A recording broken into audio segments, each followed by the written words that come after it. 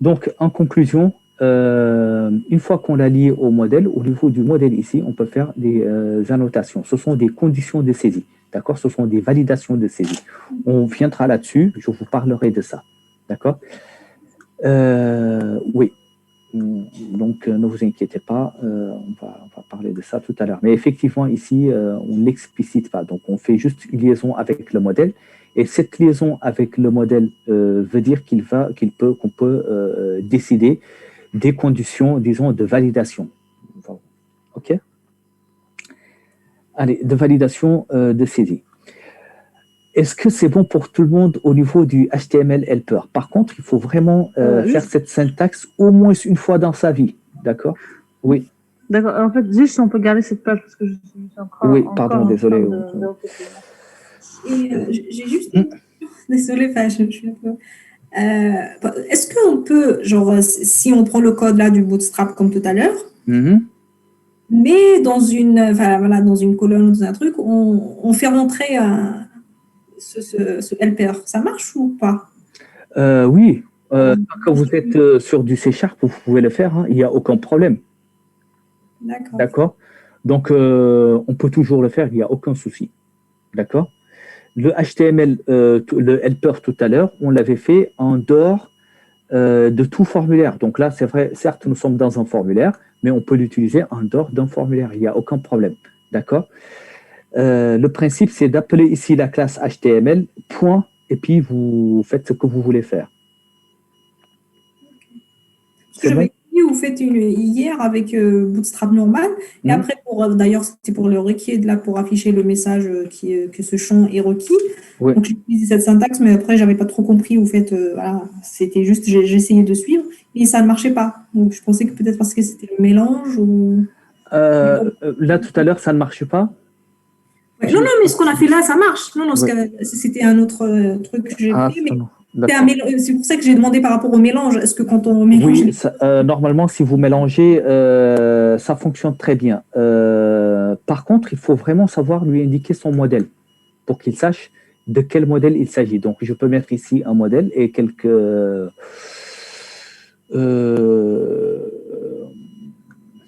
alors, ouais, ça peut être un peu compliqué, effectivement. Mais normalement, ça doit marcher. Dans l'absolu, ça fonctionne, il n'y a aucun problème. D'accord? Après, c'est au cas par cas. Désolé, pour les autres. C'est bon. Donc, si vous avez fini avec ça, donc le HTML helper, ça me permet de faire des saisies, mais ça me permet aussi de sécuriser ici la page web. Donc, lorsque vous avez des formulaires à submitter, à envoyer, vous n'êtes pas à l'abri de certains types d'attaques, donc les XML, enfin des attaques de type XML, etc., de clés forgées ou autres. Et donc, avec le HTML, au moment de l'envoi du formulaire, vous pouvez avoir un ID, disons, qui est envoyé par le serveur. D'accord? Et donc, lorsque vous submettez, vous retournez le formulaire, il va vérifier si cet ID correspond bien, si le key, enfin, c'est une clé, si la clé que vous avez retournée, enfin, la clé implicite qui accompagne le formulaire, correspond bien à la clé qu'il avait envoyée au moment du get. D'accord? Donc, au moment du get, lorsque vous lui dites un get du formulaire, il peut vous envoyer une clé, d'accord, d'authentification. Ce n'est pas une clé d'authentification, c'est une sorte de clé d'identification. Et donc, lorsque vous retournez le formulaire, il peut voir si cette clé correspond effectivement à la clé qu'il avait envoyée. Donc, ça empêche des attaques de type envoi HTML ou autre. D'accord? Donc là, ça, vous l'avez au niveau du formulaire par le HTML anti-forgery key, anti-forgery token. HTML.anti-forgery token. D'accord? Et donc, ce anti-forgery token, voilà, vous permet de ne pas subir des attaques de type HTML.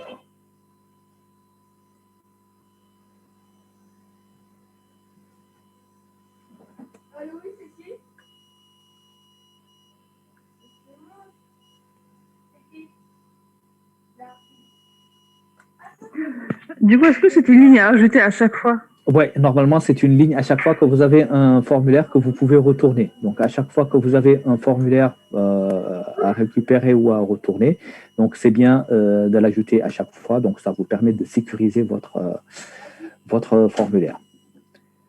OK. Alors, est-ce que c'est plus ou moins bon pour tout le monde au niveau de ces helpers HTML? Bon, si c'est bon, on va, disons, exécuter.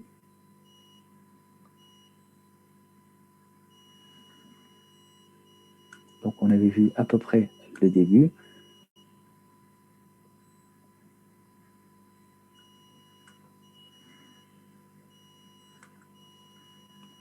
Voilà, donc ce tidy était sur 2. Donc, les autres sont sur 1. Vous avez ça. Vous avez soumettre la requête ici. J'aurais dû changer. Vous avez cet offset aussi qui est très important. Donc, j'ai fait quelques petites modifs. Et je retourne. Donc, ici, ça va être un call MD1. D'accord. Donc, l'offset, il est trop important. Je vais le mettre sur 2. Et là, je vais pouvoir réexécuter.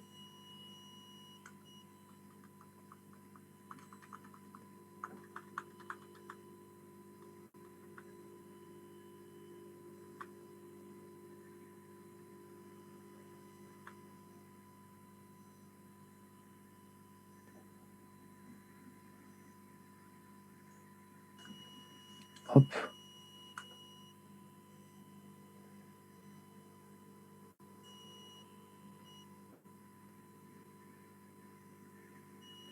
Voilà, mieux. Donc, je vais mettre ici ça.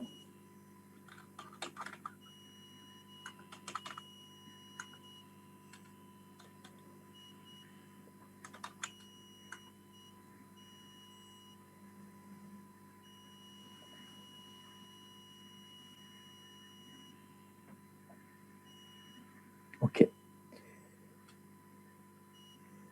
Bon, les validations, il n'a pas fait ça, mais je vais parler tout à l'heure des validations.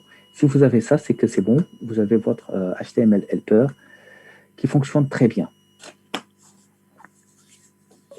Vous pouvez, s'il vous plaît, retourner juste un instant sur la page HTML, Oui. tout en haut, parce qu'il me semble qu'il est...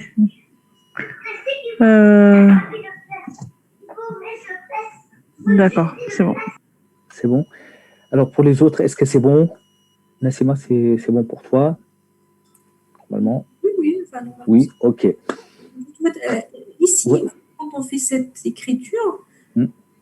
comment ça a commencé? Vous faites ça a commencé direct avec les accolades. Il n'y a pas de forme, enfin, comment c'est que c'est un formulaire? C'est parce qu'on l'a déclaré dans l'usine, c'est ça? Je n'ai pas bien entendu le début de ta Oui, question. quand on a commencé à écrire notre formulaire dans le DIM. Oui, oui, voilà. Donc, en fait, le formulaire, on a commencé à l'écrire. Donc, on n'a pas de fin de formulaire parce qu'on a utilisé le using. Donc, souvenez-vous, le using permet, disons, de fermer. Ça remplace la balise forme, en gros. Oui, c'est la balise forme. Exact. Donc, tout ça, c'est la balise forme. Exact. Je pense que c'était ça mon erreur, moi. Oui. J'ai fait dans la balise forme, après j'ai fait rentrer à l'intérieur des helpers, donc ça n'a pas fonctionné. Ah, peut-être, hein, mais on pourra voir ça. Normalement, ça devrait passer. Hein, parce que les helpers, vous voyez, vous pouvez les utiliser n'importe où. Hein, dans l'absolu, ça, on peut le faire en copier-coller. Excusez-moi, vous pourriez s'il vous plaît faire un copier-coller de tout parce que là, il me manque une accolade, enfin, ça remonte quelque part et j'arrive pas du tout à le trouver. À la trouver. Donc, je vais sur Share My Code. D'accord. Bon, en fait, je crois que j'ai trouvé. Tu as trouvé? Et monsieur, oui, également, s'il vous plaît, dans la classe... Dans la classe où vous avez mis les requêtes, etc. Ah oui, ça, on va le faire tout de suite. Ne vous inquiétez pas. Ça, c'était juste parce que je voulais montrer ça. Mais on va le faire tout de suite. Ne vous inquiétez pas. On va le faire de manière très, très posée. Puis, je vais vous montrer tous les cas de figure parce que... OK. Allez, je pense qu'on va passer à ça. Donc, une fois que nous avons ça, bon, je vous montre un peu. Oui, vous le mettez une seule fois. Non, non, non, une seule fois, tout au début. Antiforge Reiki, vous le mettez quelque part hein, dans le formulaire. Mais c'est important que ça soit dans le formulaire. Allez, allez, allez, il faut que je termine cette partie, au moins aujourd'hui, et qu'on accède à la partie base de données. Parce que du coup, on a fait pas mal de petits trucs.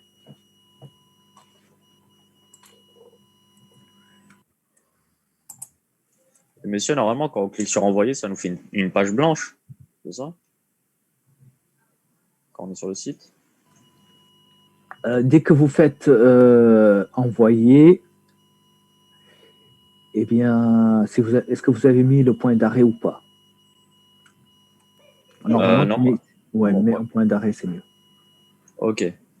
Sinon, il va te retourner une page nulle. Allez, s'il vous plaît, on va essayer de...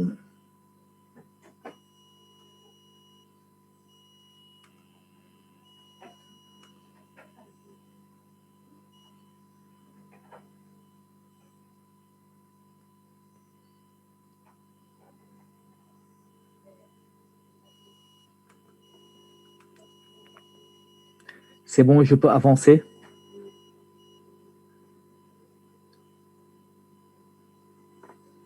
Oh, j'ai l'impression que ça dort hein, quelque part. Il y a...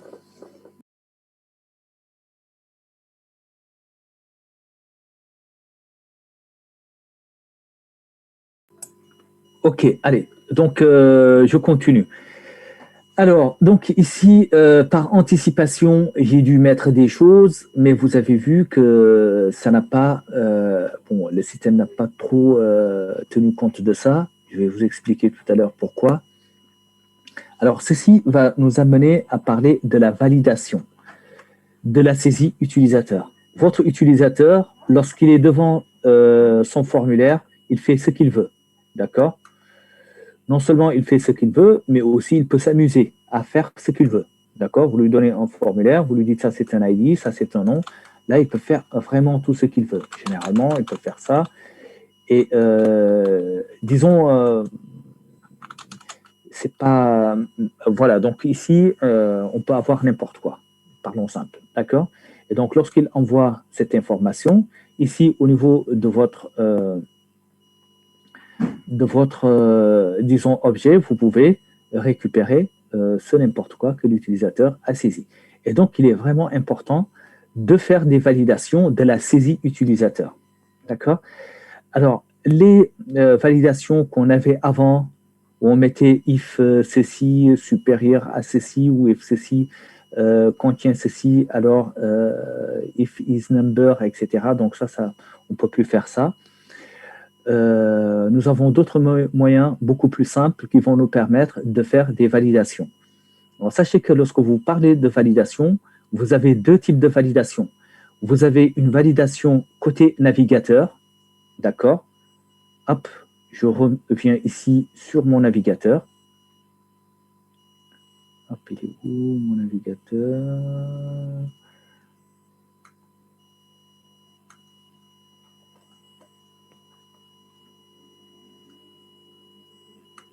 Alors, je réexécute. Ouais, c'était... Je reprends l'exécution de mon application. À chaque fois que vous exécutez, vous avez deux choses, d'accord? Ça, c'est le navigateur, c'est votre client. Donc, il est chez l'utilisateur. C'est un portail web qui permet à l'utilisateur d'accéder à quoi? À votre serveur qui est ici, d'accord? Donc ça, disons, c'est le client web, c'est le browser. Et ça, c'est le serveur. Donc ça symbolise le serveur. À chaque fois que vous avez un point d'arrêt ici qui s'active, c'est que vous avez fait un aller-retour vers le serveur. D'accord? Allez, maintenant, sachant cela, on va parler des validations. Donc, nous avons dit que nous avons deux types de validation. Je reviens ici, je reviens là. Nous avons deux types de validation. Nous avons des validations qu'on peut faire ici en local, donc côté navigateur, mais aussi nous avons des validations qui se font côté serveur. C'est-à-dire il faut que l'information va vers le serveur pour être validée. OK? On va commencer par les validations côté serveur. Donc, je reviens pour cela ici et je demande l'exécution.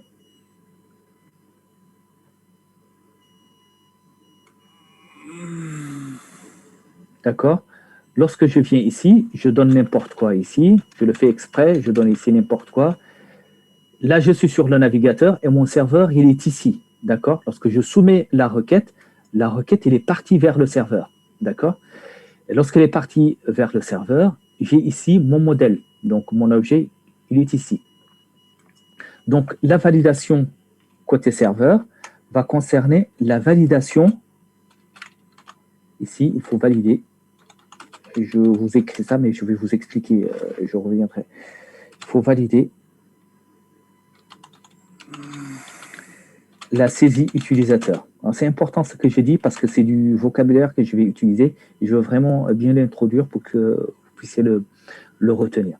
Donc, on va valider la saisie. Valider la saisie, c'est quoi? C'est le valider, c'est valider le modèle. D'accord? Le modèle, c'est quoi? Ce sont les données qui sont ici. Donc, j'ai un int ici, j'ai des conditions que j'ai mis ici. Il faut que ceci soit respecté. Et plus que ça, plus qu'une validation de type, on peut faire une validation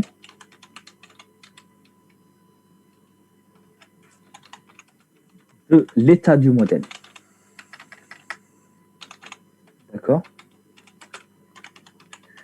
L'état du modèle, c'est ce qu'on appelle le model state. D'accord? L'état du modèle ou le model state, c'est l'ensemble des contraintes que je vais mettre ici. D'accord? C'est l'ensemble des contraintes que je vais mettre ici. Donc, je vais dire que celui-là, il est de longueur 50, celui-là, il est required. Donc, ça, c'est l'état de mon modèle. D'accord? Ce sont des contraintes que je fais au niveau du modèle. Donc, je reviens juste ici pour écrire à la place. Donc, la validation du modèle passe par la validation de l'état du modèle. Et l'état du modèle, on l'appelle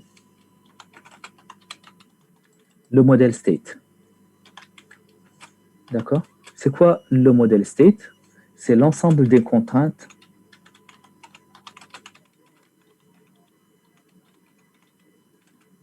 sur le modèle.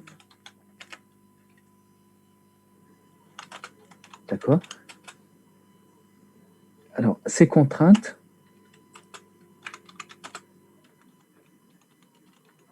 sont sous forme d'annotation. D'accord? De décoration. OK. Donc, je vous envoie ces commentaires. Comme ça, je voulais prendre des notes. Hop, c'est parti. Donc, il faut que je valide la saisie utilisateur. Valider la saisie utilisateur, c'est en quelque sorte valider le modèle, donc les types, etc. D'accord? Et de manière plus générale, c'est la validation de l'état du modèle, ce qu'on appelle le model state. Le model state, c'est quoi? C'est l'ensemble des contraintes qui sont faites sur le modèle. D'accord? Ces contraintes sont sous forme d'annotation. Les annotations, ce sont les décorations. Donc, pour dire que ce champ est obligatoire, je viens juste ici et je vais dire que c'est un champ qui est requis. D'accord? Voilà. Donc, je vous laisse 2 petites secondes pour récupérer ça. Ensuite, je vous passe le slide. Monsieur, quand on met, par exemple, vous voyez, au lieu de texte, tout à l'heure, on avait mis number, par exemple. C'est une première forme de validation. Oui, tout à fait. Donc, ça, c'est une forme de validation. Lorsque vous mettez le data type tout à l'heure au niveau de la décoration, si vous dites que ce data type, c'est un... alors, lorsque vous passez par Bootstrap, généralement, Bootstrap, dans les types qu'il vous propose, vous voyez, dans les types qu'il vous propose, il y a déjà un ensemble de validation qui se fait en local. Du type password, etc. De type password, de type email, de type number, etc. Et si on passe par les helpers, on va les définir de la manière qu'on va voir tout à l'heure. Cher, Oui. Cher, tu veux bien juste faire un copier-coller là C'est déjà des fait dans le caractères? chat. C'est fait du comment. Ouais, j'ai pas réussi à les choper. Bon, je réenvoie. Mais normalement. Hop, c'est parti. Ouais, là c'est bon, j'ai reçu. Nickel. Merci. Alors, donc, on va... Merci à toi, ouais. Je t'en prie. Alors, donc, il faut savoir qu'il y a deux types de validation. Il y a une validation côté serveur et une validation côté client. D'accord? En général, il y a deux types de validation, donc ce sont ceux-là. Les validations côté client, ce sont les validations qui sont faites au niveau du navigateur. Au niveau du navigateur veut dire quoi? Le navigateur va embarquer avec le formulaire. C'est pas ça que je te demandais, c'était l'ensemble l'ensemble des commentaires. Ben, j'ai envoyé l'ensemble des commentaires. Non, quand je copie-colle, j'ai rien. J'ai action saisie. Mais j'ai envoyé... c'est que ça, il n'y a que 4 lignes de commentaires. Oui, oui. Tu as pris les 4 lignes ou pas? Si tu veux bien rajouter en plus la première ligne, là, saisie helpers. C'est ça? Mais ouais. ça, tu l'as normalement. Non. Tu n'as pas ça? Non. Okay, et le truc du duo, voilà, ouais. Là, au moins, on est sûr. Je t'envoie tout ça.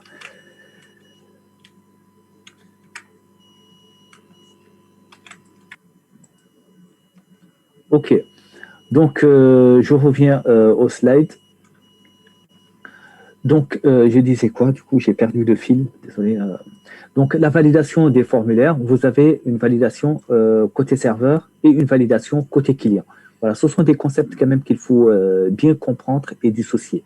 La validation côté client se fait au niveau du navigateur. D'accord? Donc, le navigateur a les moyens, lui, d'accord, de valider ce que vous faites. Donc, c'est ce qu'on avait vu un peu avec Bootstrap.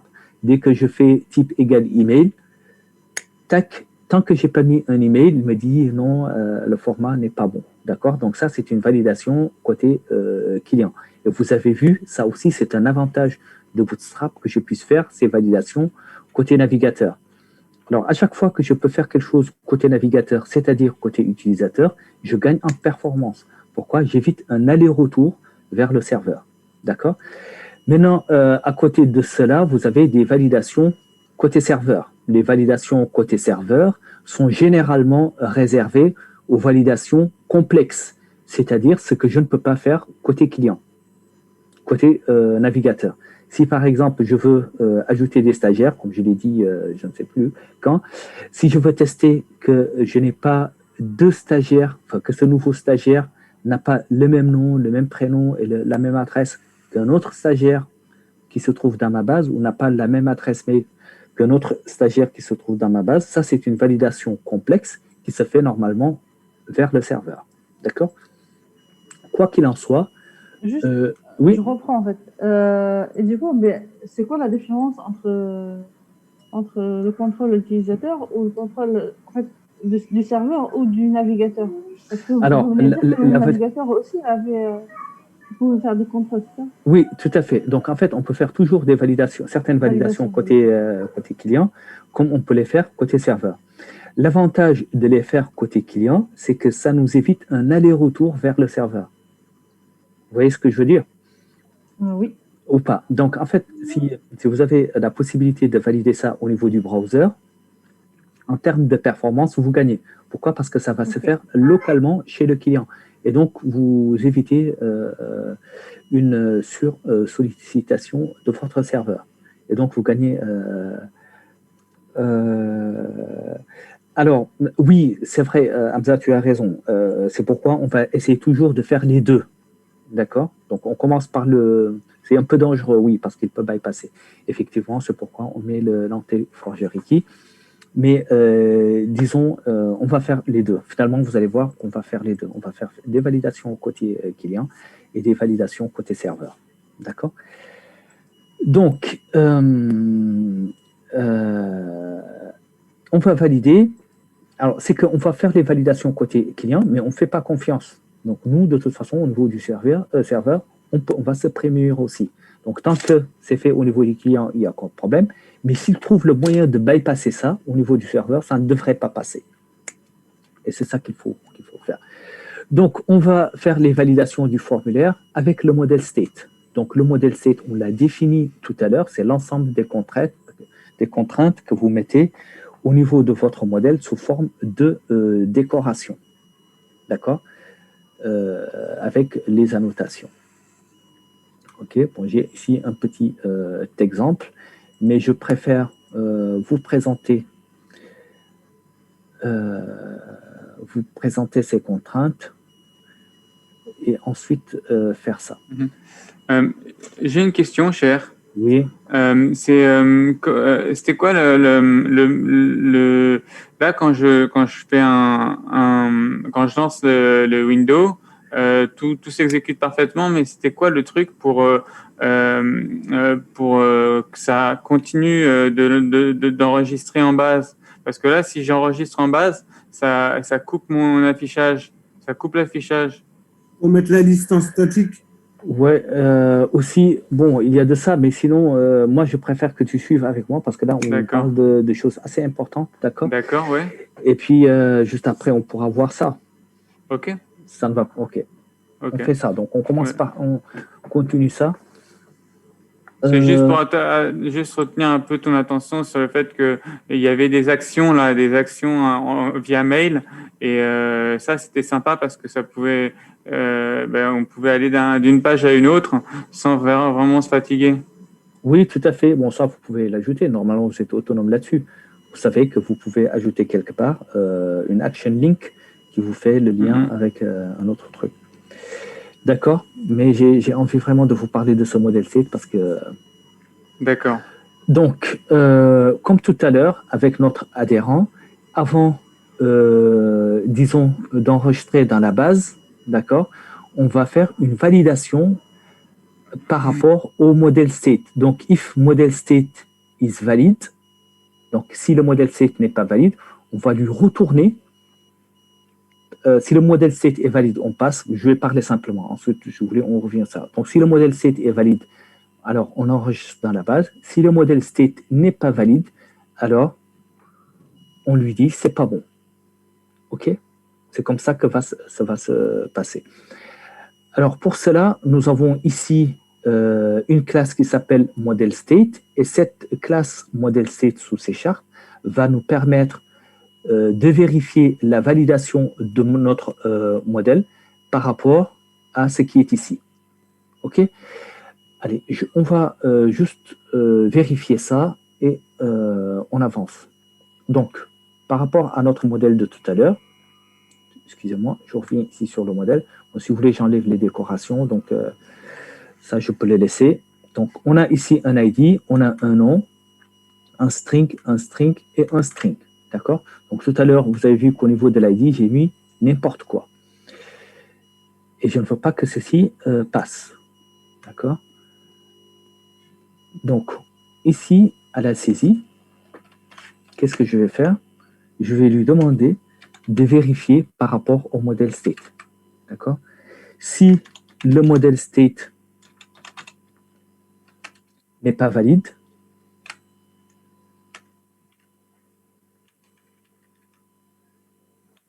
attendez, excusez-moi, je viens juste ici, j'enlève ça parce que pour ne pas vous perturber, j'enlève ça et j'enlève ça, j'enlève tout. Ok, comme ça, il n'y a aucun lien. Donc je reste ici, j'ai un int ici, j'aurais pu mettre un booléen, donc j'ai un ensemble de champs, mais il faut vraiment que cet état du modèle soit respecté. Il faut que ça soit un nombre, il faut que ça soit un string, etc. C'est ce que je veux, disons, valider. Allez, je reviens ici sur mon formulaire. Et je vérifie l'état du modèle par rapport aux données qui m'ont été transmises ici. D'accord? Si l'état du modèle n'est pas valide, qu'est-ce que je dois faire? Je dois lui retourner la même vue, d'accord, avec les informations qu'il a saisies qui ne sont pas bonnes. Donc, si le modèle state n'est pas valide, je lui retourne la même vue avec les informations qu'il avait saisies et qui ne sont pas bonnes. Donc, stagiaire. Else, je fais ça, je fais un return new. OK. Donc, ça, c'est validation côté serveur.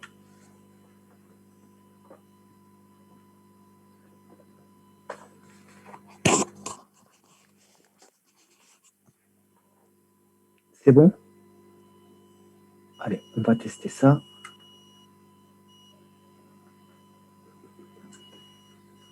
Pardon. Je fais ça et je fais ça. Donc, j'ai défini un modèle state, l'état de mon modèle. Donc, l'état, pardon, il faut que je mets ici stagiaire et saisie helper.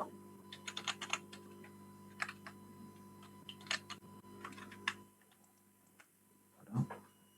Donc, ici, comme tout à l'heure, je mets n'importe quoi.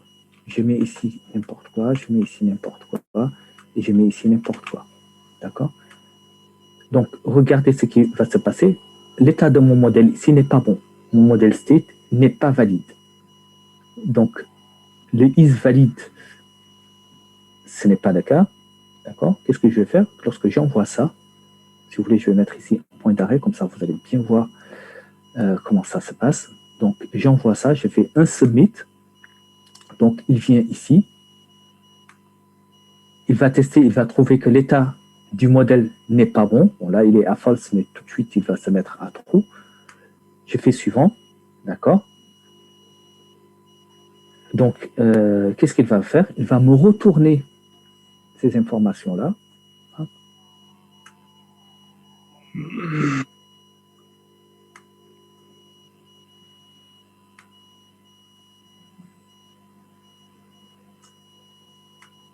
Ici, je n'ai pas le message. Mais voilà, vous avez vu. Donc, si ce n'est pas bon, il me retourne, disons, la même information que je lui ai donnée. Pourquoi j'ai pas... Parce que là, en clair, elle est juste la démarche. Non, ouais, mais il me manque un petit message. Veuillez saisir un nombre qui est correct. Je vais prendre un autre navigateur. Bon, ne vous inquiétez pas, tout ça sera... Ah oui, sauf le mail. Le mail, il est invalide. Il aurait dû générer au moins une réponse par rapport à ça. Alors, en fait, pour le mail, pour lui, c'est juste un string. Ah bon, d'accord. Voilà. Donc ici, c'est pas bon. Qu'est-ce qu'il va faire? Il va entrer ici et il va me retourner le formulaire avec les informations.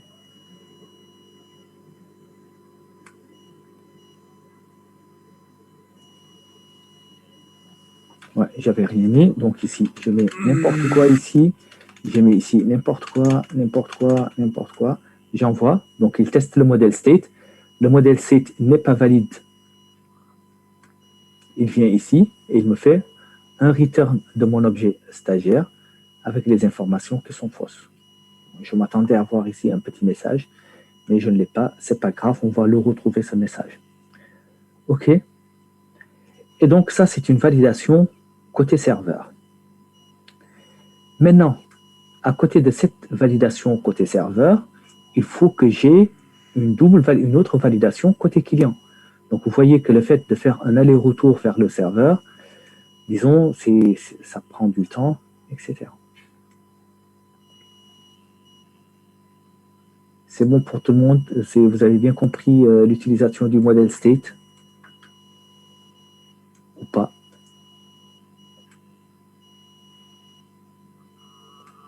Si j'ai bien compris, c'est la validation côté serveur. Hein.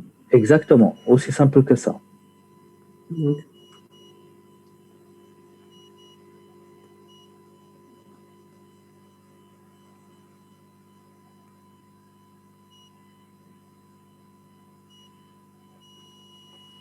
OK. Alors, hop, je reteste ici. Donc, le modèle state, c'est une validation côté serveur.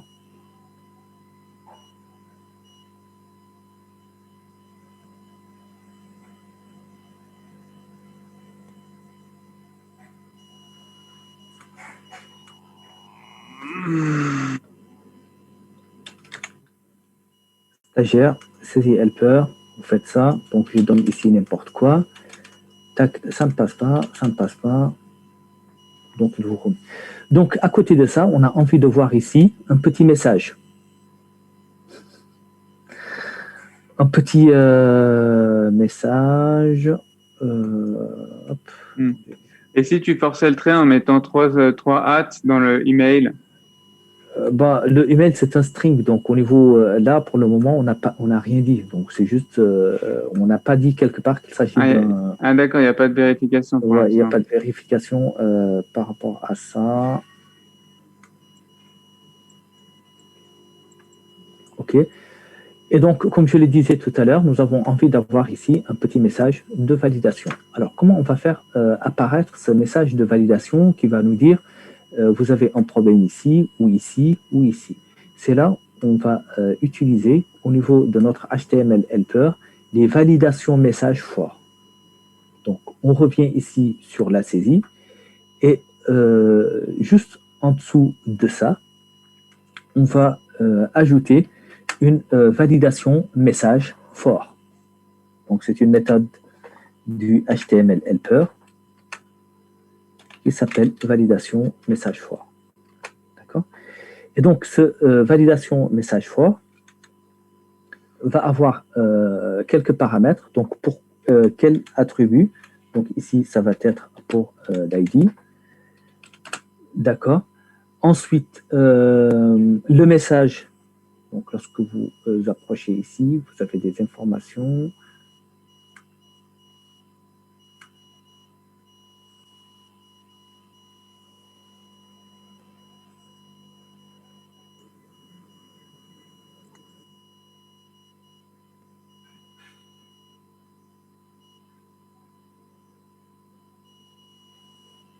Les métadonnées de validation pour le modèle spécifié et applique chaque règle au champ de données. Donc là, je vais mettre le message, donc nombre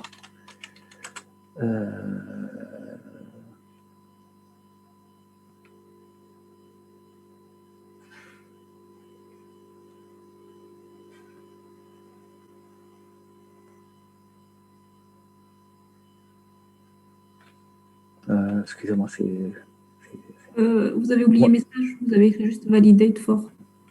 Validate message for. Validate message for.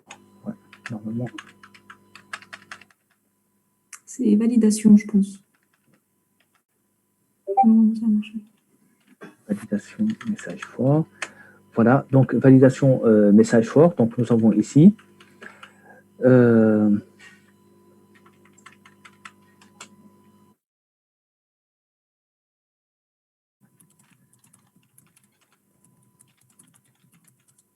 nombre valide.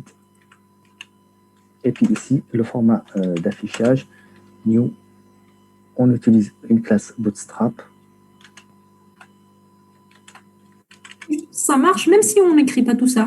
Alors, c'est pourquoi j'ai hésité un peu, parce que ça, en fait, oui, c'est un peu trop tôt de parler de ça, parce que ça c'est juste une alerte, disons. C'est une sorte d'invitation, donc c'est une sorte d'information. C'est pourquoi j'ai hésité un peu à aller jusqu'au bout, parce que nos classes. Mais je l'écris quand même comme ça, mais on comprend que c'est un texte info, par exemple.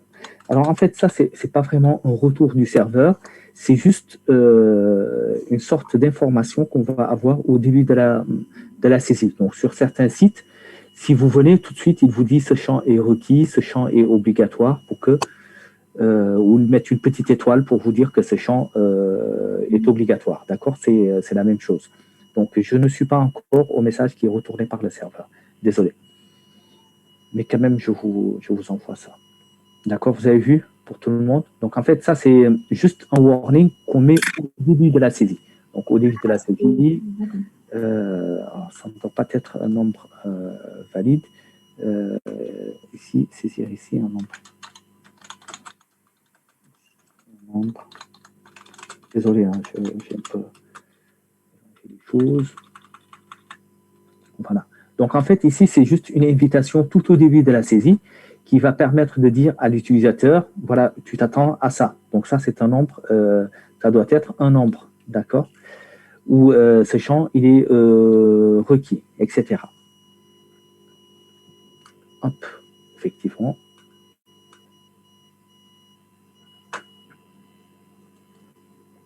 Voilà, donc ça, j'ai passé le message, au moins on sait à quoi ça sert.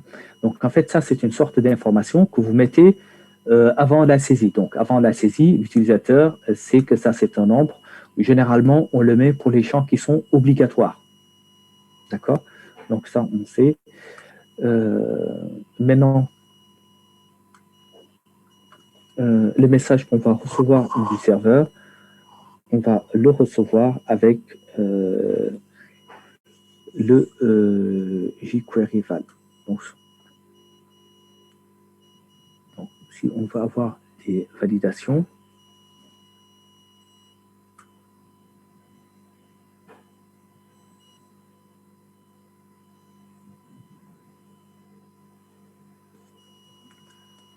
côté serveur,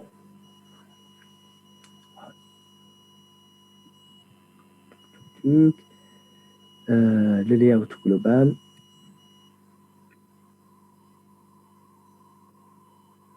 ok, ça marche. Donc, pour les validations, c'est dans le layout global. Pardon, excusez-moi. Un peu distrait. Tac. Donc, au niveau des vues, nous avons une vue partagée qui est ici. Voilà. Donc, pour avoir les validations qui se font, on va utiliser les validations côté client. Donc, pour le côté serveur, vous avez vu qu'il vous retourne le formulaire. Si ce n'est pas bon, il vous retourne le formulaire avec les informations. D'accord? Et maintenant, avec ça, pour faire une validation côté client, sans aller-retour, c'est-à-dire sans aller-retour, on va juste se servir ici de notre type de script que nous avons ici à disposition, qui sont les jQuery val. Donc, je fais ici un CTRL-D et j'utilise les scripts jQuery val. D'accord? Alors, le jQuery val, qu'est-ce qu'il va faire? Il va envoyer dans votre navigateur des scripts qui vont permettre à votre navigateur de valider la saisie de l'utilisateur sans aller-retour vers le serveur.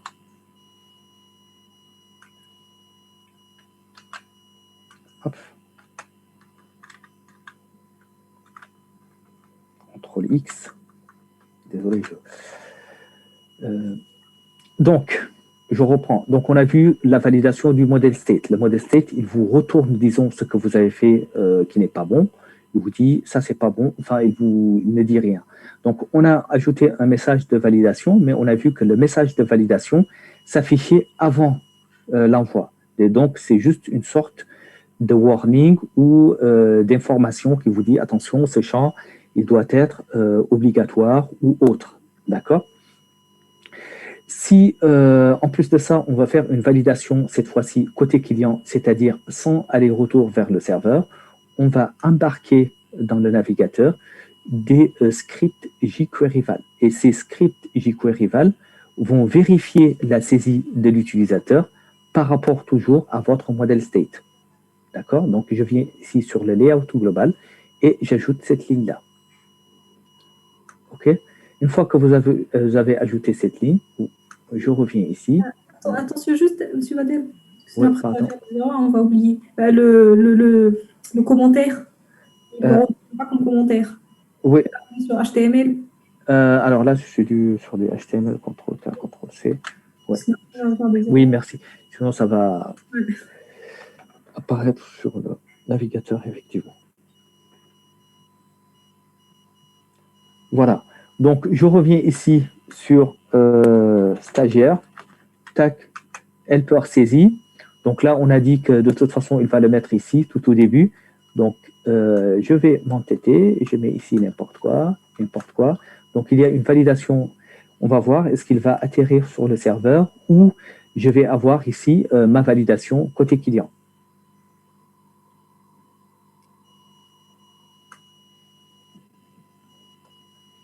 Alors,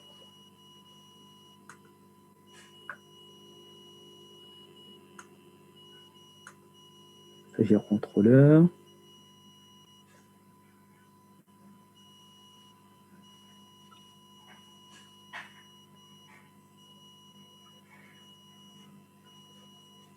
Ah, je vais mettre ici un point d'arrêt pour voir s'il est bienvenu ici.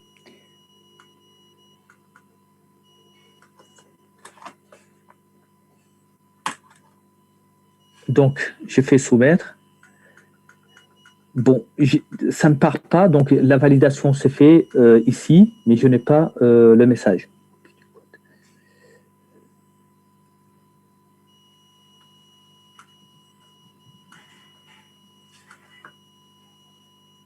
Alors, attendez, donne-moi 2 secondes, Anissa, je vais t'envoyer ça, et je vais juste vérifier quelque chose. Désolé, excusez-moi, je vérifie, tac.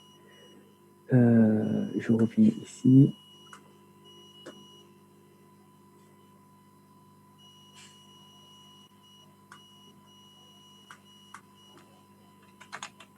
Stagiaire, saisie. On saisit ici n'importe quoi. Tac, tac, tac, tac, tac. C'est bizarre, je n'ai pas ces petits messages qui s'affichent. Je n'ai pas compris pourquoi. C'est peut-être...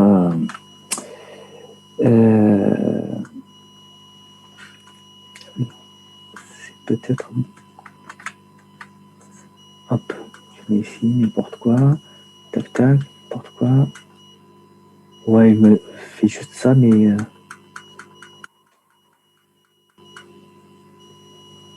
Bon. Bon, en tout cas, ça ne passe pas. Vous avez vu qu'il vérifie bien, mais je n'ai pas mon message.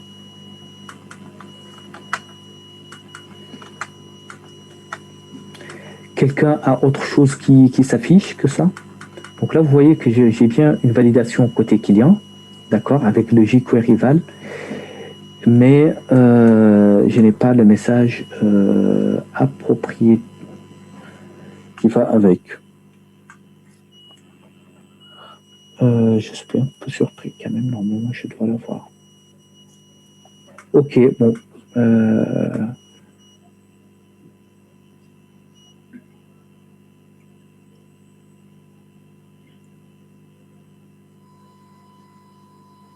Ok. Alors, la seule explication que j'ai, c'est peut-être qu'avec le type, on n'a pas de message associé, d'accord? Donc, on va avancer sur notre modèle. Alors, tout d'abord, est-ce qu'on a compris, vous avez compris toutes les manips que j'ai fait, du coup, ou pas? Est-ce que Ok, je reprends. Donc, on a fait une première validation par rapport au modèle state, d'accord?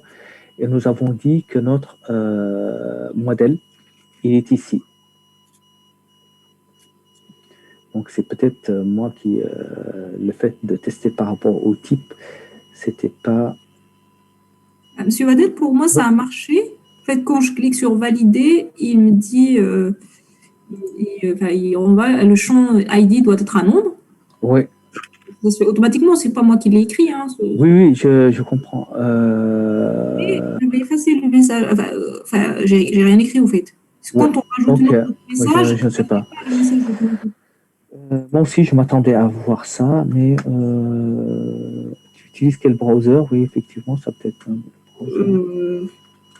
Quel navigateur, vous voulez dire? Oui. Chrome. Chrome. Alors, est-ce que je suis sous Chrome? Tac. Attends, je vais aller sous Chrome. Je reviens ici. Oui, parce que votre utilisateur, il a besoin de savoir, quoi. Donc, s'il y a des choses qui ne marchent pas, il a besoin d'un petit message pour lui dire ça, c'est pas bon. Mais Bon, là, je vois que. mais après la validation, pas avant. OK. Après avoir cliqué ici. Oui, après avoir écrit, par exemple, voilà, DDH, je fais envoyer et il me note. Il te dit tout de suite. OK, bon, Voilà, c'est pas grave. De toute façon, on aura les affichages, il n'y a pas de problème. Donc, pour résumer ici, on sait que nous avons deux niveaux de validation. Un niveau de validation côté client. Et donc là, on l'a fait simplement en ajoutant ici le jQuery Val. En effet, ce jQuery Val va mettre dans le navigateur des scripts qui vont nous permettre de valider, de vérifier la saisie utilisateur par rapport au modèle. D'accord? Donc, le modèle ici, il est un peu pauvre, donc il n'y a pas grand-chose, mais il sait que ça, c'est un ID, ça, c'est un nom, etc. D'accord? Donc, ça, c'est le premier niveau de validation. Et on avait vu tout à l'heure le deuxième niveau de validation qui était la validation du modèle state. Lorsqu'on n'avait pas, si on ne met pas ici le jQuery Val, toutes les validations vont se faire côté serveur. Donc, ça, on avait dit que ce n'était pas top et qu'il fallait faire au moins une première validation côté client et la validation côté serveur. C'est ce que nous avons mis en place. OK? Maintenant, une question par rapport à ça. Oui. Ça, en fait, on n'a pas touché. On sait qu'il est dans le... Non, si, je l'ai ajouté. Tu l'as... Ah, d'accord. Donc, au niveau... Tu l'as ajouté sur le HTML ouais, sur le layout... ouais, non, sur le layout global. Et...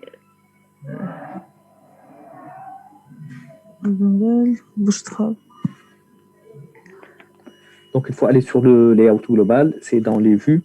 Oui. C'est pas les trois. Attends, on a trois. Ensuite, shared. D'accord. OK.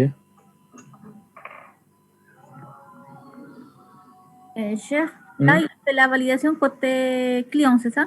Côté client et côté serveur. Donc là, vous avez les deux. Avec cette ligne-là? Oui, avec cette ligne. Donc, si j'enlève cette ligne et que j'exécute, la validation va se faire côté serveur. Je vous montre. Donc, je mets ici stagiaire. Hop, donc je mets ici n'importe quoi. Je soumets, donc ici n'importe quoi, ici n'importe quoi. J'envoie la requête. Donc, vous avez vu qu'elle s'est fait côté serveur. Pourquoi? Parce que j'accède à mon serveur. Nous sommes d'accord? Alors, pour éviter ce aller-retour vers le serveur, donc au niveau du layout global, j'ajoute les scripts jQuery Val et ces scripts jQuery Val vont me permettre de faire une validation côté client. En effet, l'effet de ceci, c'est que je vais embarquer dans le navigateur de mon utilisateur, je vais envoyer des scripts qui permettent de faire la vérification. Et là, lorsque j'exécute, je mets ici n'importe quoi. Hop. Stagiaire, n'importe quoi. Je mets ici n'importe quoi. Tac, tac. J'envoie. Vous voyez, ça ne bouge pas. D'accord? Parce qu'au niveau du browser, ce n'est pas valide.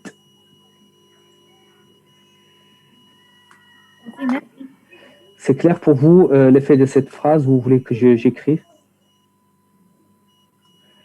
Ok, mais je vais l'écrire ici, le commentaire. Donc ici, je dirais que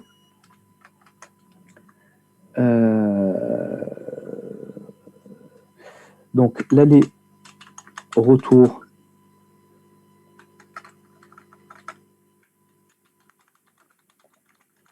vers le serveur n'est pas optimal. D'accord. Et donc, qu'est-ce qu'on va faire? Cette validation côté client, donc, cette ligne, Nathalie m'a dit tout à l'heure, donc cette ligne permet d'embarquer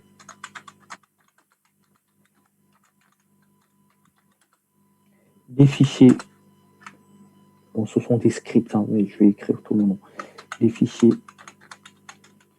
JavaScript de jQuery Val. C'est un autre framework. Voilà, côté dans le navigateur.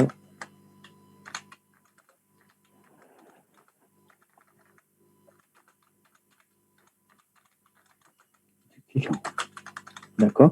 Donc, en fait, lorsque j'ai fait ça, je vais embarquer dans le navigateur du client des fichiers JavaScript. D'accord. De jQuery Val. Ce sont des. Voilà, c'est du JavaScript pour vérifier la validation du modèle. D'accord.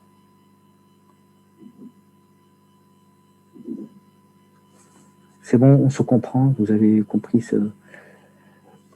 ceci. Donc voilà, donc en fait c'est jQuery Val, c'est juste, ça permet de mettre dans le navigateur du client des scripts, donc des JS, et ces scripts vont vérifier la saisie utilisateur par rapport au modèle. Ok. Allez, on va avancer un peu dans ça, on va faire des choses un peu plus pointues. Et là, on va dire que ce ID, par exemple, c'est un champ qui est requis. Ce sont des choses que vous allez voir souvent. On va dire que celui-là, il est required. D'accord. J'exécute ici. Et donc là, il va parler normalement de manière beaucoup plus distincte, beaucoup plus claire. Je mets ici stagiaire, helper. Voilà. Donc si je ne mets rien ici, mes jQuery Val vont me dire non, c'est pas bon, il faut que ce champ, il faut qu'il contienne quelque chose. Dis donc, je deviens dingue si je n'ai pas ces messages. C'est bizarre là. Normalement, vous avez ici champ requis. Je ne sais pas s'il n'y a que moi. Alors, si c'est tout le monde, c'est que j'ai fait une erreur. Après, je suis surpris. Parce qu'il me semble que il n'y a pas d'erreur.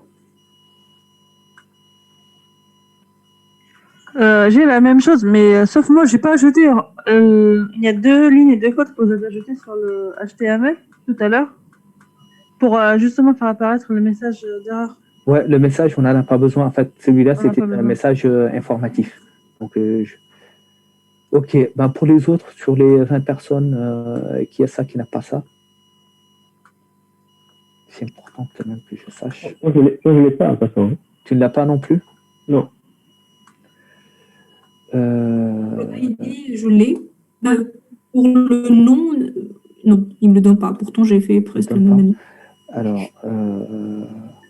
normalement. Moi, j'ai un veuillez saisir un nombre, s'il vous plaît. Ah oui? Ça, c'est beaucoup plus parlant. Ah bon? Ouais. Alors, je reviens ici. Donc, pour mon label, bon, le label, il n'y a pas de problème. Ensuite, le text box fort. Mais là, vous l'avez mis en commentaire, la validation. Oui. Mais en fait, cette validation, c'est juste un warning, tu vois. Donc, c'est un message qui est là, même si tout va bien. C'est pas vraiment ce que je voulais. Ce que je voulais, c'est voilà, le message qui vient après. Ah, donc vous voulez avoir le message là sans cette commande? Voilà, sans celui-là. Ah non, parce que moi, je l'avais écrit. Hein. Ah oui, d'accord. Oui. J'ai pas écrit la phrase. En fait, non, mais j'ai compris. J'ai fait validation de message. Oui. Attends. J'ai des trous. En fait, j'ai écrit ça. Par contre, au lieu de X, j'ai mis modèle. Oui, c'est pas grave. Modèle pour qu'il vérifie par rapport au modèle. Alors, en fait, X, c'est une expression lambda. Donc, ça peut être n'importe quoi. C'est pas si on écrit. Non. Donc, ici, c'est juste une variable de votre lambda. Alors, c'est vrai que si on ne met rien, peut-être par défaut. Désolé, je ne sais pas si ça peut le voir parce que normalement. Hop. Ouais, d'accord. En fait, le message, soit on laisse le message système, soit on le personnalise. Donc, il faut effectivement ajouter cette ligne. Mais moi, ce que je ne comprends pas, c'est que quand j'écris le message, c'est qu'il l'affiche dès l'exécution. Oui, Et c'est ça. il En fait, pas touche valide pour qu'il l'affiche. Alors que oui. quand c'est le message automatique, il attend l'erreur pour qu'il affiche le message. C'est l'écriture en fait de ce message qui fait ça. Donc ces messages, si vous ne mettez rien, donc disons, il l'affiche au bon moment. Donc il vous dit ce champ est requis, ce champ, etc. Par contre, si vous le personnalisez, il l'affiche automatiquement. Ah oui, c'est ça. Ouais. Donc c'est moi qui m'étais trompé. Désolé pour ça. Donc ici, c'est pour le prénom. Voilà. Donc au moins, on retrouve un fonctionnement normal.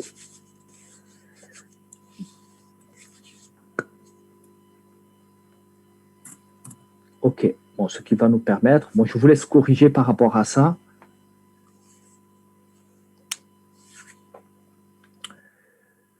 Donc, en tout cas, on a bien compris la validation côté serveur, la validation côté client, etc. Donc, la validation côté serveur, il faut toujours la faire. Pourquoi? Parce que juste votre utilisateur peut aller désactiver son JavaScript, etc. Ou faire des... OK. Est-ce que c'est bon maintenant pour tout le monde? Ou pas? Pierre, je veux bien le code, s'il vous plaît. Alors, à quel niveau? Ici ou l'autre? Ici, l'autre, je crois que vous avez juste rajouté un petit truc. Ouais, j'ai juste rajouté cette ligne. Donc, je vous laisse l'ajouter. Ouais, il faut que je note vraiment ça pour ne plus...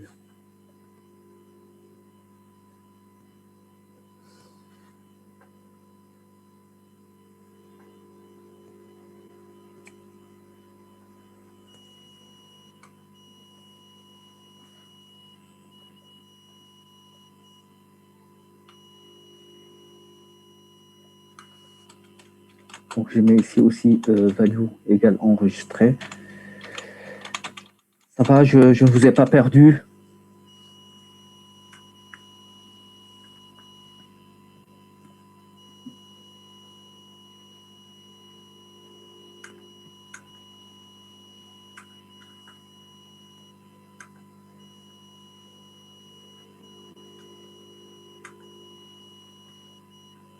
Ok, ok.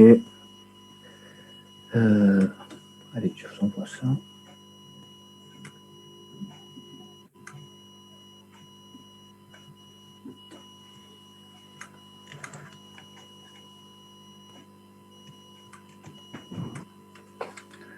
Ok, donc on continue.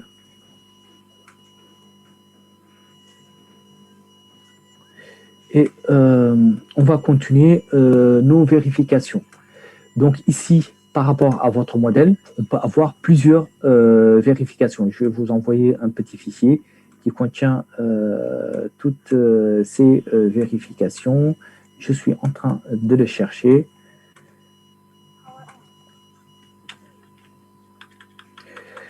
Alors, est-ce que vous avez compris l'histoire du jQuery Val, etc. Est-ce qu'il y a des questions par rapport à ça? Ce que je comprends de jQuery Val, c'est qu'il récupère des variables pour ensuite les traiter côté serveur. Côté client plutôt. Côté client, ouais. Ouais. Donc, il demande au serveur, puis ensuite il récupère et il les renvoie au serveur. En fait, c'est lorsqu'il reçoit la page, il la reçoit avec un certain nombre d'informations. D'accord? Voilà. Donc ici, on va mettre qu'il est requis. On va ajouter aussi un data type. Ça aussi, c'était peut-être important de le faire. Type. Donc le data type, entre parenthèses, data type. Je vais vous envoyer un petit fichier qui contient tout ça. Nous avons ici number.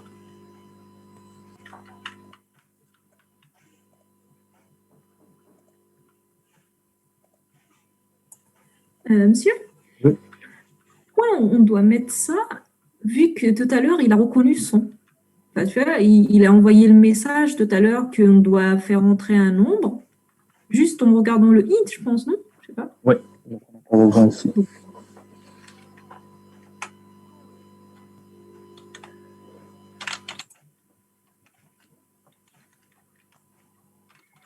Et donc ici, data type, c'est du texte.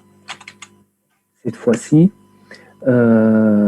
ensuite, on peut ajouter autre chose. Le string length.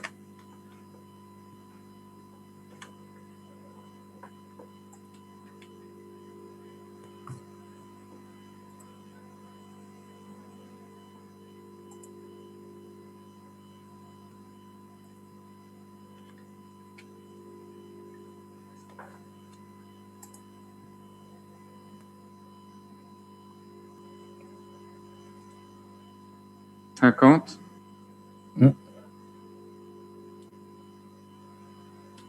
50 par exemple. Et puis, erreur message égal. Ne doit pas dépasser. «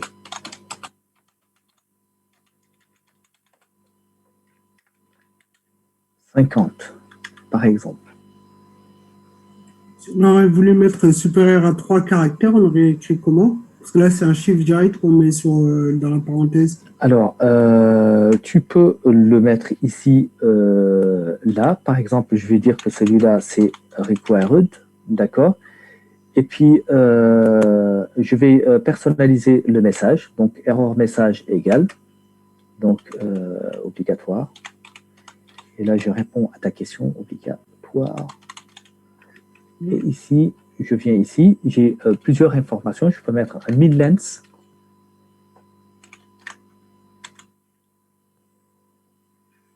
Après la parenthèse, toujours.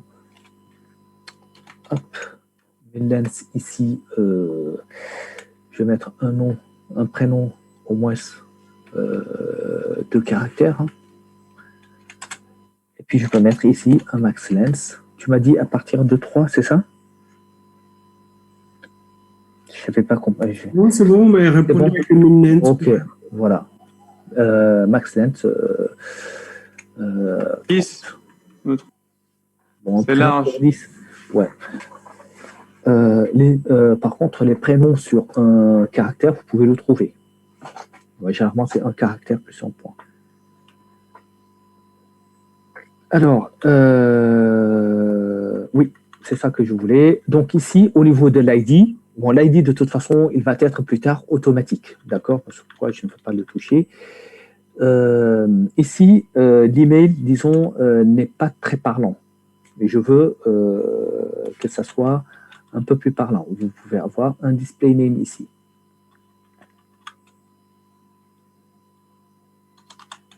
Je vais vous donner tout un fichier qui contient sur le support.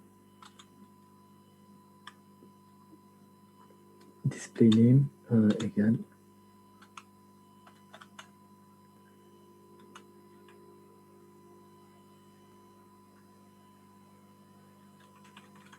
En fait, c'est display name égale adresse mail. Voilà, quelques-uns. Alors, ici, juste à titre d'exemple, on veut que cet ID soit dans une fourchette. Donc, on peut utiliser un range. Ici, et puis on donne la fourchette. Donc, on va dire que nos ID vont commencer par 1000, d'accord? Et donc, ils vont se terminer par 9999, d'accord?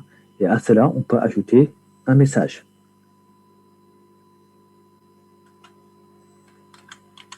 Erreur message égale ID compris 1000 et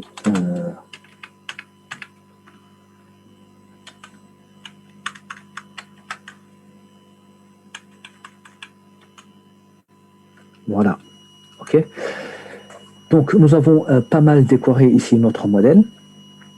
Et Et qu'est-ce qui va se passer avec le jQuery Val? On va, disons, générer des scripts qui vont aller directement sur le navigateur du client, qui va pouvoir, qui vont permettre au client, à l'utilisateur, de faire des validations en local. Okay. Voilà. Donc, j'exécute. S'il y a des questions, n'hésitez pas. Donc,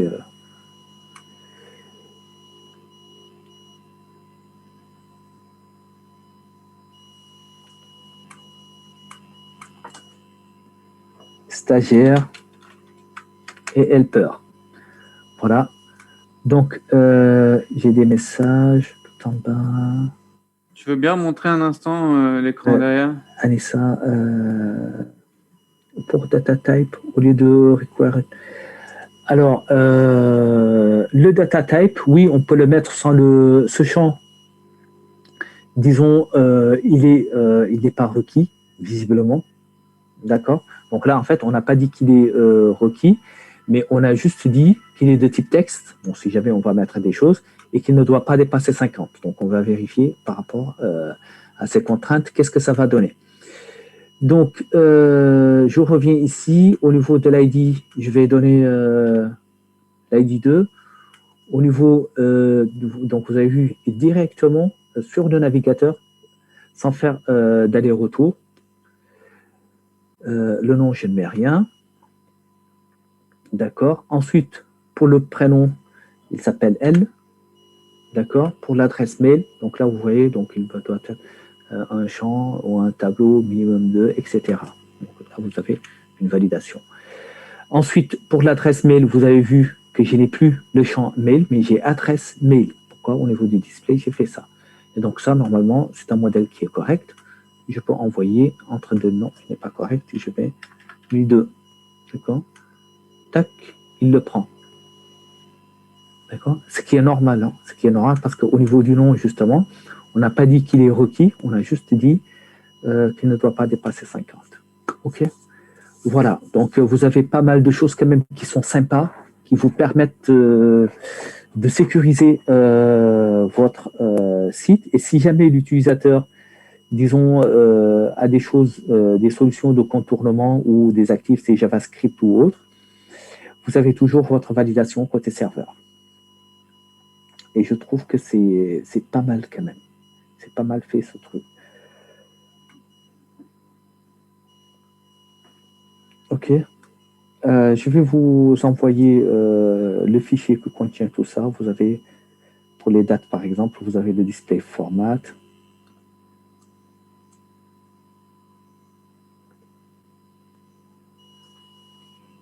Je vous envoie ça peut-être.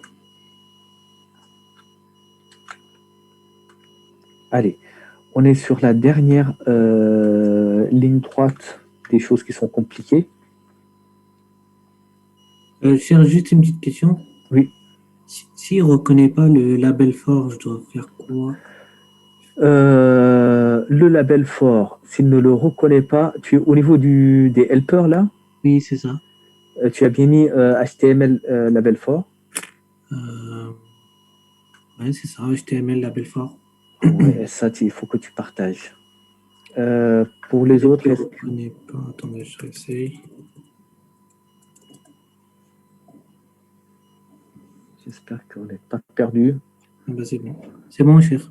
C'est bon pour toi? Ouais. Pour les autres, est-ce que c'est bon? Cher? Oui. Ah non, excusez-moi, il me remet la même chose.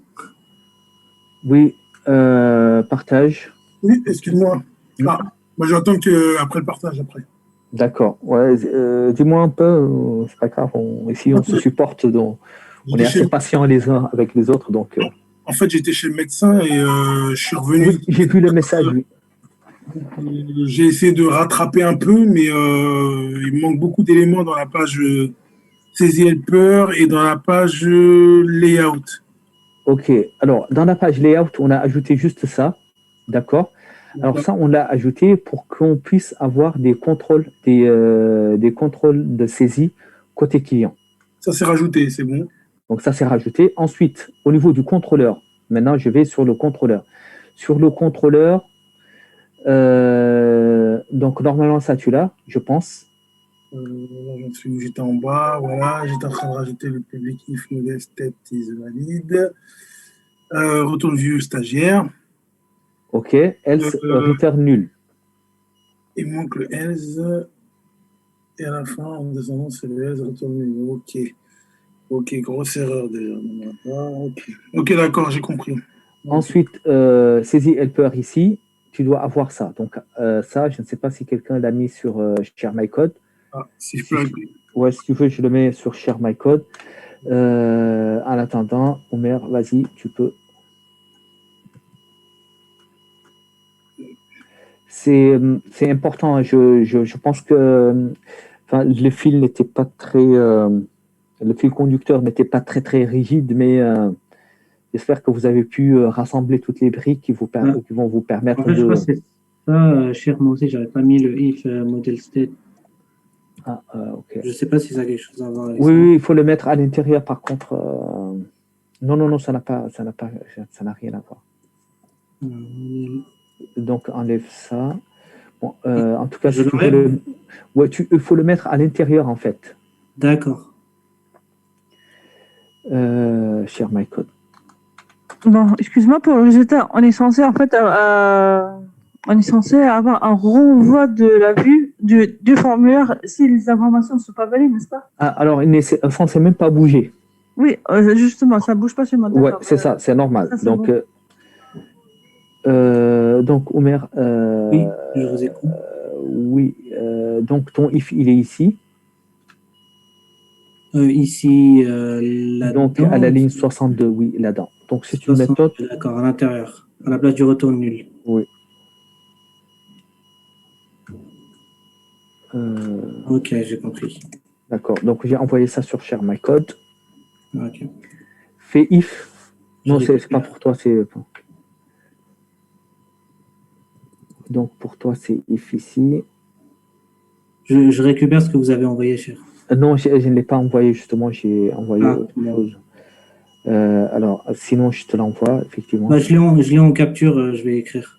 Attends, je vais te l'envoyer, ce sera plus simple. Ouais. Tac. Donne-moi 2 secondes. Stagiaire contrôleur. Ok. Voilà. Donc, je veux bien suivre avec toi parce que en le faisant, il y a d'autres personnes qui vont se synchroniser sur nous. Bon, bah, c'est bon. Voilà. Donc, ça, c'est bon. Maintenant, on retourne à ton modèle. Reviens sur le modèle. Le modèle. Le modèle, tu l'as, c'est le premier onglet à gauche. Donc, pour mettre les annotations, tu les as mis à l'extérieur de ta classe. Donc, il faut que c'est... Oui, okay. Donc, du coup, tu as tes ID qui sont dupliqués. Tu les avais déjà de la ligne 9 de la ligne 10 à la ligne 13. Donc, il faut supprimer tout ça. Ça, il faut que je supprime. Oui. Tu as vu pourquoi? Non, Ah oui, d'accord. Parce qu'on l'a mis là. Ah, oui. D'accord. Donc, du coup, là, il faut faire le using.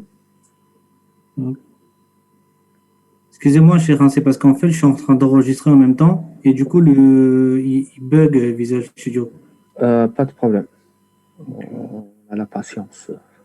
Ok. Donc, ça, c'est très bien. Maintenant, pourquoi ton label fort ne fonctionne pas? En fait, là, quand je l'enlève, quand je fais le point, il me l'affiche. Voilà. Mais si je fais ça, bah, il repart. Ouais, enlève la parenthèse. Tu as une parenthèse de trop. La parenthèse, je supprime. Ensuite, X point. Refais le X point. Et ça va être non majuscule, je pense. Oui, voilà, non majuscule. Ensuite, HTML attributes égale ça. Ainsi de suite. Ok, merci. Attention, après ta validation message fort, tu as un point virgule à la ligne 32. Ligne 32. Là, j'ai un point virgule. Non, avant le new. Avant le new. À l'intérieur, oui. Oui, il l'a mis à la fin. Non, avant. Tu as une virgule, pardon, c'est pas une point virgule. Ah, la virgule, il faut que je l'enlève? Non, il faut la mettre avant le new. Non, avant le new, voilà. Là, tu as une virgule. Ensuite. Là, c'est bon. La même chose à la ligne 40. Oui, après, j'ai vu que c'est pareil. Oui, voilà. Tac. Donc, en fait, on a compris, Nassima, pour les autres, que si on veut le message d'origine, enfin, le message par défaut, il ne faut pas personnaliser ce message ici. Il faut juste mettre les doubles quotes. Et donc, ça, c'était l'erreur fatale que j'avais faite. Attention, tu as un problème, donc tu as un div de trop, il me semble. Non, même pas. Sinon, tu as un div de moins. Monte. Voilà, c'est bon, cher. Ah, ok, d'accord. Ok, bah, très bien. Merci. Je t'en prie. Allez. Donc, ça, c'était l'une des points quand même qu'il fallait surmonter. Avec les helpers. Bon, rassurez-vous, c'est pas très compliqué. Je vais vous montrer des manières très simples de faire tout ça. Il faut vraiment qu'on passe par ces étapes-là. Ah, juste une question, chef. Oui. Les messages qui m'affichent sont en espagnol. C'est pour que mon truc est en espagnol ou oui? Alors, en fait, c'est parce que ton poste il est paramétré en espagnol dans la culture info, dans les paramètres régionaux, disons.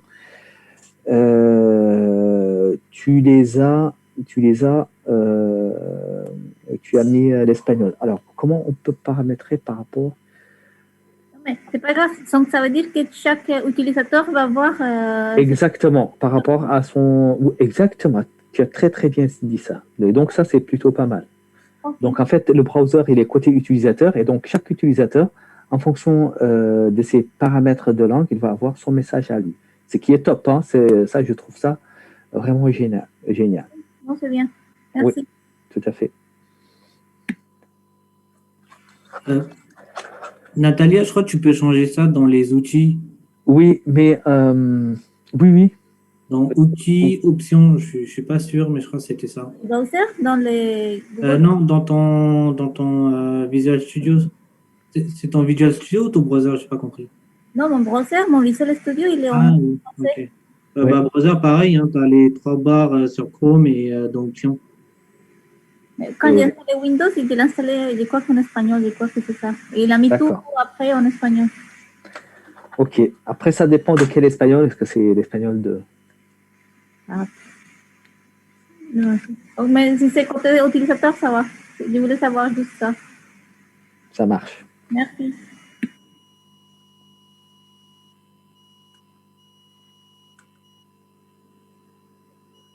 Ok. Alors, s'il y a des questions, n'hésitez surtout pas. Il faut... C'est bon pour tout le monde? Alors, si c'est bon pour vous, je continue vers la dernière, disons... Excuse-moi. Oui, la dernière étape. Oui. J'ai encore un problème avec stagiaire contrôleur. Ouais, vas-y, partage rapidement qu'on puisse t'aider. Alors, pourquoi ça n'a pas été pris en compte? Attends, je vais partager. Voilà.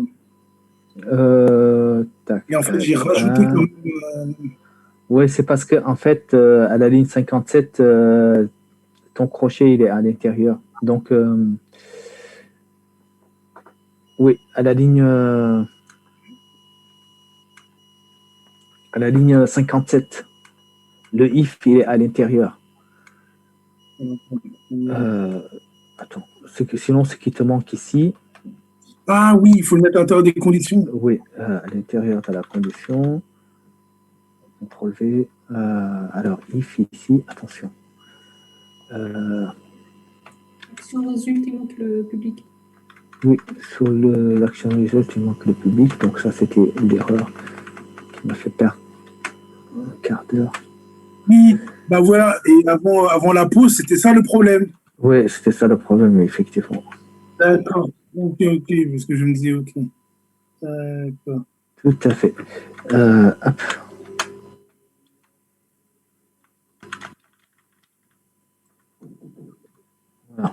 normalement, alors pourquoi tu as ça?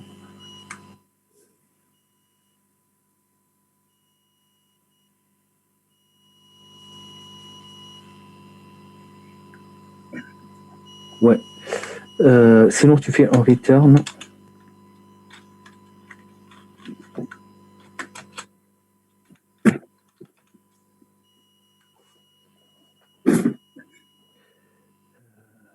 Non. Attends, tu t'es trompé ici. Donc ça, en fait, tu n'as pas besoin de vérification du modèle state. On fait juste ça. Et normalement, c'est bon. OK? Je te donne la main. OK. Bon, ici, si on a compris cette notion de modèle state, c'est déjà assez important et qu'il y a une validation qui va se faire par rapport au modèle state. Cette validation se fait à deux niveaux. Au niveau du client, grâce à ce jQuery val qu'on a mis dans le layout global du site. Et il va se faire aussi côté serveur par rapport au modèle state. OK? Allez, je continue. Donc ici, si le modèle state n'est pas valide, je lui retourne tout. D'accord? La vue avec ce qu'il a mis. Mais si c'est bon, qu'est-ce qu'on va faire? On va créer, on va ajouter cet élément à la liste. D'accord? Et puis, on va afficher notre liste de stagiaires. Donc ici, comme hier, j'ai ma liste de stagiaires qui est ici.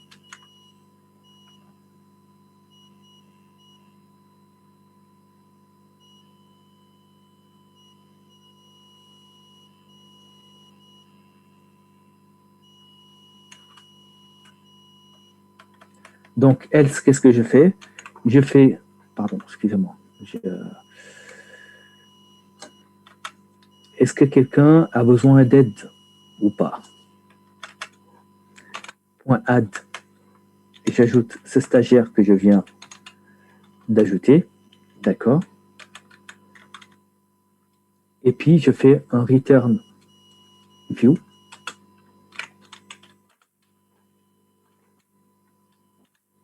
Je vais retourner une nouvelle vue. D'accord. Que je vais appeler liste G, liste grid. Bon, parce que là, on parle de grid, etc. Et puis, à cette liste grid, je vais passer ma liste ici. D'accord?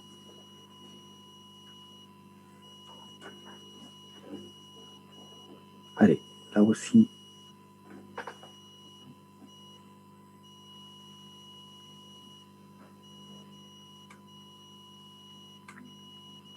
Alors, est-ce que c'est bon pour tout le monde? Ali, est-ce que c'est bon pour toi? Je sais que tu avais des problèmes de connexion et autres.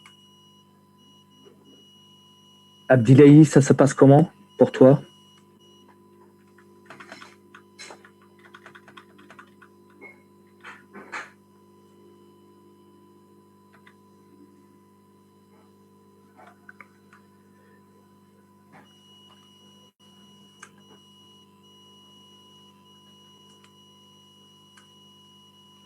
Alors, on va faire un petit appel, peut-être.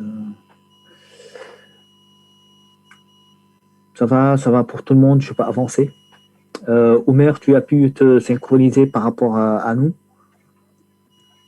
Oui, je suis en train d'écrire là le liste stagiaire. Ça marche, ok. Amine, Amine, ça se passe comment?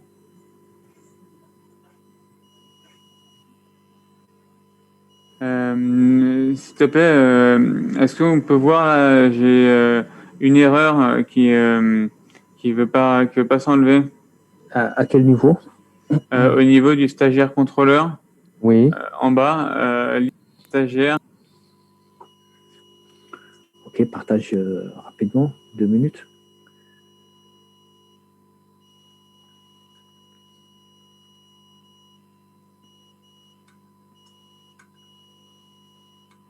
Hop.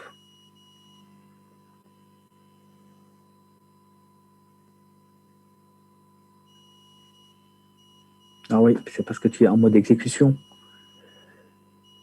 C'est pourquoi il te met le... Voilà. Donc là, tout va bien. OK, allez, on continue. Donc, ici, on veut ajouter notre rendu utilisateur sous forme de grid, d'accord?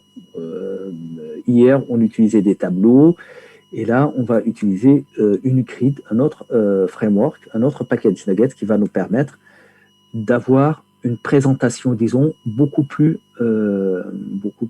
sympathique de ce qu'on va faire. Donc, qu'est-ce que je vais faire? Je reviens ici, je sélectionne ça, le nom de ma vue, je viens ici, je fais clic droit, bon, pas forcément ici, je peux le faire n'importe où, ajouter une vue. D'accord? Et cette vue, je vais l'appeler liste grid. D'accord? Et je fais sur ajouter. Tac, ici. OK? Et utilisation de grid MVC. Donc, je vais vous présenter grid MVC, c'est un package Nuggets qui vous permet d'avoir un affichage, disons,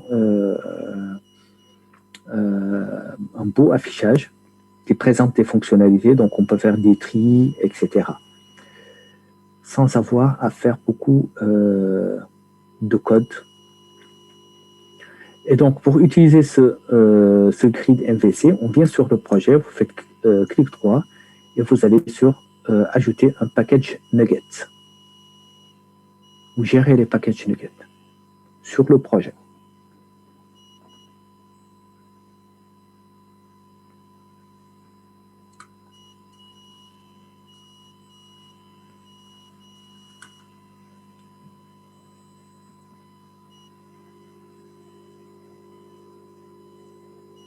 OK. Et donc là, on va chercher le grid.mvc ou grid MVC. Voilà.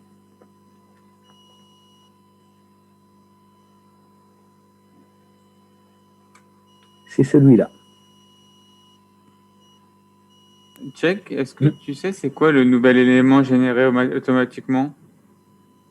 C'est peut-être une question qui est bête, non, mais... Non, mais tu n'as pas besoin. Enfin, c'est les contrôleurs, comment les générer automatiquement, etc. Donc, toute cette partie automatisation, on la verra. Donc, ne vous inquiétez pas. Tout ce qu'on se casse la tête là pour créer, on va voir, on verra une manière simple de les faire, mais pour le moment, il faut vraiment qu'on les fasse manuellement et qu'on puisse comprendre surtout de quoi il s'agit. Ok. Bon, alors là, donc on crée une nouvelle vue, puis ensuite on fait ajouter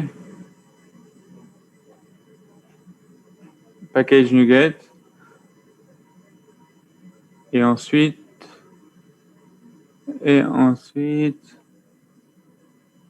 c'est trop petit là. Heureusement, je ne peux pas zoomer, mais c'est grid.mvc. D'accord, normalement, il est là. Bon, d'habitude, j'ai une autre couleur, mais aujourd'hui, j'en ai une autre. Grid.mvc. Bon, je vais vous présenter tout de suite le slide. Je lance juste l'exécution. Je vous présente le slide et on va prendre une pause. Donc, hop, j'ai lancé. Normalement, c'est bon. Allez, je vous présente le slide 2 petites minutes. Donc là, on va utiliser la grid MVC pour afficher nos données. En effet, cette grid MVC, disons, c'est une grille comme vous le voyez ici, avec des fonctionnalités. Donc, j'ai un aspect visuel qui est beaucoup plus, disons, beaucoup plus user-friendly. D'accord? J'ai ici des fonctionnalités, donc je peux faire des tris, je peux faire des filtres, etc.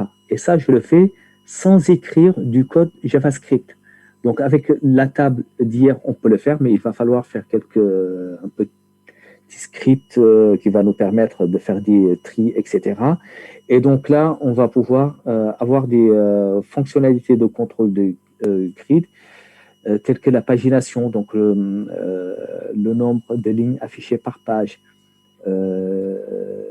les tris, les filtres, etc. Donc, c'est ce que nous sommes en train de faire. OK. Donc, si vous avez ajouté votre package Nugget, normalement, si vous allez sur les packages Nugget installés, vous devez le retrouver. Donc, tout va bien. Je fais une petite sauvegarde. Je fais un petit build, d'accord, pour qu'il fasse les liens avec ce que je viens de faire.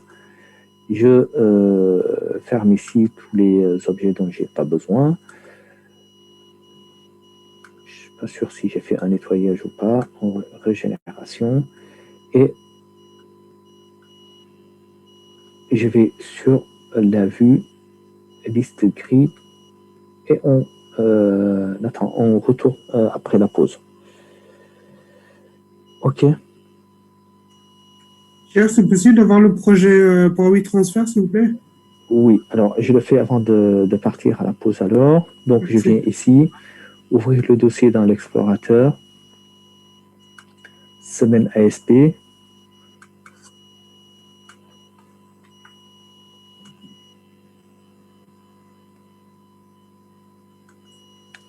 Hop. Pardon.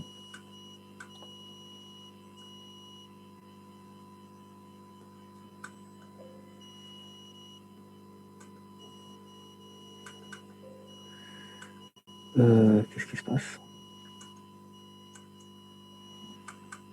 Voilà. Donc ça, du coup, il transfère. Donc, c'est une bonne idée de récupérer le projet pour ceux qui n'ont pas pu. Donc, vous pouvez l'ouvrir. Essayez de continuer avec moi.